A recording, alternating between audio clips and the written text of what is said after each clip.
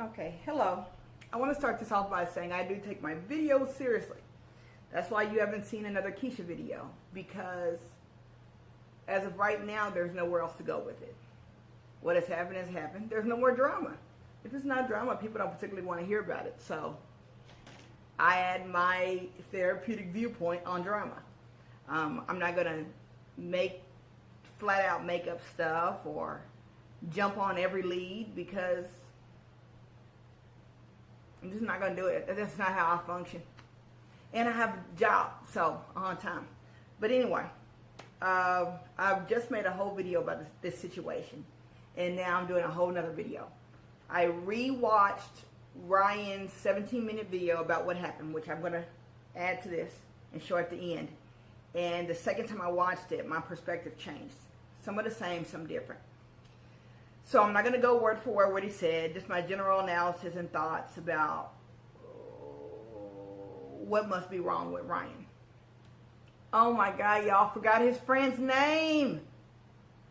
Anthony Fudge. I did it again. Hold on. I had to start over. Okay. Anthony Lindsay. And Ryan Henry. So, I'm just going to go over my thoughts about what's wrong, what might be mentally off about Ryan, and what made him do such a perverted and reprobate and sick thing.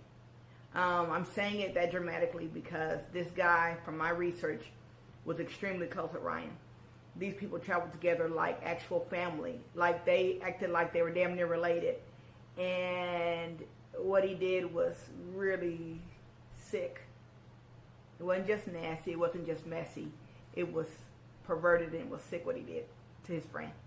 The woman, I don't know Anthony from a hole in the wall. I know of Ryan from a TV show. So I can't speak about the woman. I can barely speak about his friend, whose name I'm not going to remember. Anthony. I can only speak about Ryan, the TV character. I don't know Ryan. I'm just forming an opinion about what I just saw in the words that came out of Ryan's mouth and the tweets and messages that came from the friend. So let me see. What was I going to show first? First, I'm going to put in the part about Ryan's friend and how he initially became aware of what happened. So you'll see that now. It's the text messages that the friend saw when he came to the conclusion that yes, my friend is in fact having relations with my child's mom, who we're all like family. We all travel together. Even though we're not even together anymore, we travel like family. So Ryan and Rachel are together, not together. They travel like family. And I don't have the message, but I did read it online in my research, that he said when he found out, paraphrasing, he was so fucked up about it that he took pills. He was kind of saying not necessarily to kill himself, but his brain didn't even know how to process what he had just read and discovered. So that kind of gives y'all an indication. Men, especially black men, are not running around here telling folks that they've done something like that. That's not in our community. Suicide attempts or admitting to being emotional, human, we're encouraged not to do that because we have to be tougher than other people. So especially black men, a black man saying that something so incredibly painful happened to him, for him, one, to do that, two, to say it out loud. But gosh, it's just a terrible situation. So you saw that, and then Ryan's video and Ryan's thoughts about his explanation for why he did it. Ryan did a tiny bit of gaslighting, but for the most part, Ryan owned it. And it helped me realize the second time I watched it that Ryan has some mental health issues. He's openly talked about his depression. At one point in the video, he talks about him and the friend being there for each other during their bouts of depression, which makes this so much even more horrible. It's horrible, but then it took it up to a new horrible level when you said y'all depended on each other during your depression.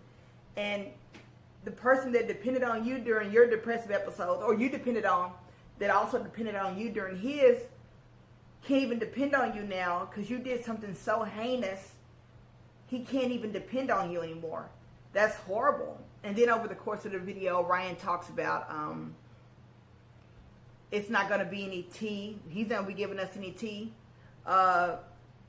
Ryan, even though you owned it, even though I'm sure you're remorseful, even though everybody's dealing with it, you, sir, you fucked your very close, damn near like family friend's baby mother. You did it. I didn't do it. Y'all who watching, y'all didn't fuck her. Ryan fucked her. Ryan did something so, for the relationship, very disgusting, and very perverted. So, as far as giving us tea, we didn't fuck her. You did. Don't act like we're all just watching the show. I'm not gonna say enjoying because it's really bad when we come down with somebody said they want to kill themselves. Not for real, not the actual words, but they wanted to harm themselves or soothe the pain in some way because they were in such pain over what you did. There's nothing funny or fun or juicy about that. That's just bad. But Ryan was pretty accountable for that. And over watching the video, I realized I had a totally different view. My initial video, I was going to talk about his perverted mindset and beauty, because I think Ryan is a beautiful man. Ryan is gorgeous to me, and he could have any woman. And in my mind, I was thinking, he has access to so many women. Why did he need to have her? And I was thinking, well, he needed to have her because she was the one he couldn't have. And something twisted in his mind said, I want that since that's the one thing I can't have. It was maybe a challenge. Maybe it was. I don't know. But I have a different view now. I think, honestly, I always say this, but it's the truth. I think Ryan suffered some sort of trauma. Childhood trauma. I think the trauma made him, I'm not excusing him. I'm just talking. I think the trauma made him not understand boundaries.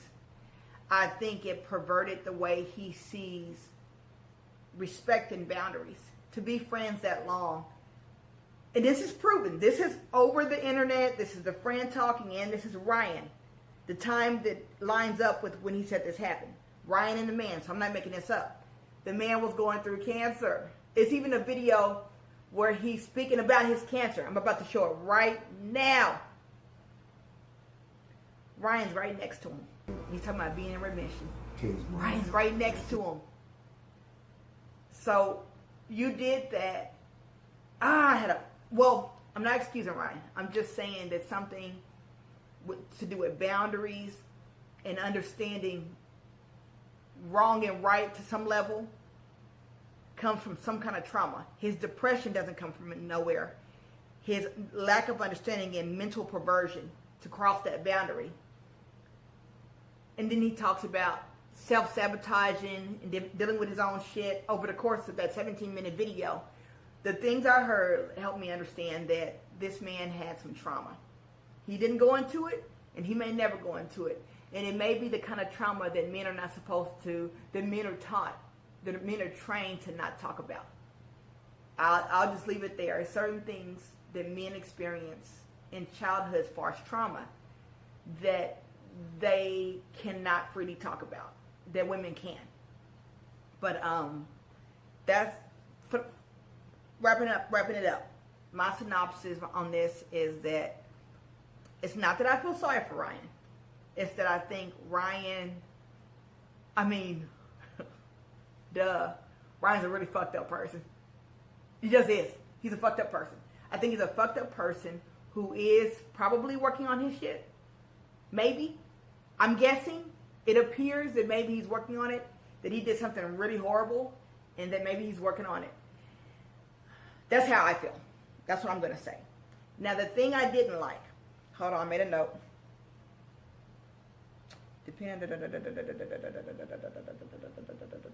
This is what I didn't like about what he said. I didn't like a couple things, but this is the main point.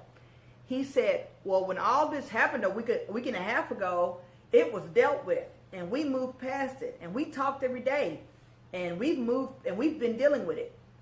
Ryan, they discovered something that you had purposely kept secret. You and this woman, this man's father, the mother of his child, and you kept this huge secret that affects everybody. Even Ryan said in the video, everybody, the whole group has talked about it. So this affected everybody. Cute. That's cute that you dealt with it a week and a half ago or before we all knew.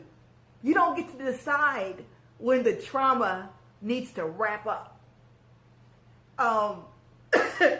You don't get to say, we dealt with it. I don't see why it's coming up. Ryan, that's not how trauma goes. When you inflict, he purposely, no matter what mindset Ryan was in, no matter what dark place, no matter what self-sabotage, no matter what depression. Okay, self-sabotage. Why would you bring pain to others while you're self-sabotaging? You don't get to say, oh, we already dealt with that. I don't think Ryan even understands because of some sort of trauma. I'm telling you, he's had some kind of trauma. His brain doesn't understand how deep the wound is of what he did. He thinks he understands, but he doesn't. The fact that he said, we already dealt with it, baby, it's just the first days. Your friend pretty much said he didn't say the words, but it gave me the impression your friend might have wanted to leave this earth. Forget the lady. I think it was because of the love he has for you. And not no kind of sexual love. Brotherly, deep to the core love. I think that man probably has for Ryan. The man wanted to do something that was going to harm himself because he was so hurt. And I'm sure he loved his baby mama too. But the combination of that betrayal made him want to do something that maybe he couldn't come back from. Baby, we ain't dealt with that. You got a long way to go with this situation before it's resolved. No. We'll forget about it. Forget me. Forget y'all watching. We're not going to even care about this in 2 weeks. We got our own problems. But you got a long way to go with dealing with this situation. It has not been dealt with. It's a long way to go. So anyway, I'm going to play Ryan's 17-minute video. I think my video is probably going to get snatched for this. But like, I don't make any money. This is for my entertainment. It's people's paying for my entertainment. That's fucked up. But yeah, I'm talking about people's pain, and it's entertaining to me to deliver the information. I gotta sit on that. But anyway, here's Ryan's part. Have a good day. Thanks for listening. Bye-bye.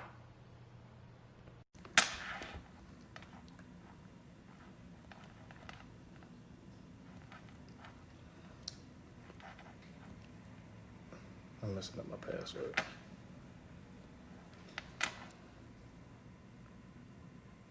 Hold up. Pull up. Give y'all a few seconds to get up in this thing.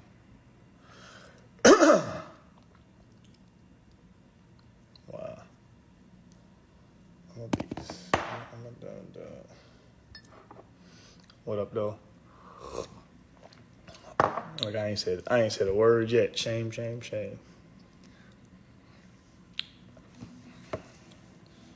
Well, I did tell everybody I was gonna be on last night, but I was working all day long, so I barely got in there.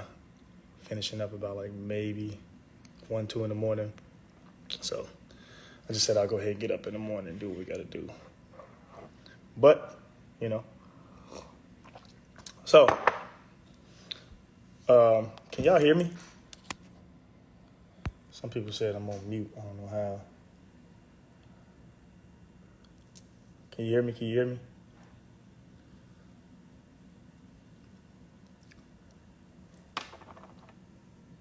Let me see if I can set this up different.